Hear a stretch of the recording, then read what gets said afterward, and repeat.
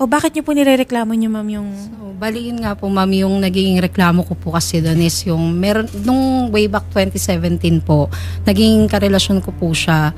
Then, nagkaroon po kasi ng involved na pera. Pera po siya na, bali ang nangyari po na nag-decide po kasi kami noon, since okay naman kami, nagplano kasi kaming magtayo ng, ako yung parang yung mag-finance po nung apartment, bali yung building. So, ma'am, nagkakilala kayo kailan? 2017 po. 2017. Opo. Tapos naging karelasyon mo Opo. siya. So, una, yun lang muna. Opo, ganun karelasyon lang mo. po. Kasi ano po kami, mambali parang 1 month bago naging, parang hindi naman kami talaga stable na nagsasama nun sa bahay. Kasi yun nga po, maraming kwento behind that na kaya hindi kami nagsasama nun. Kasi meron pa pala bukod sa akin. Pero hindi naman siya kasal.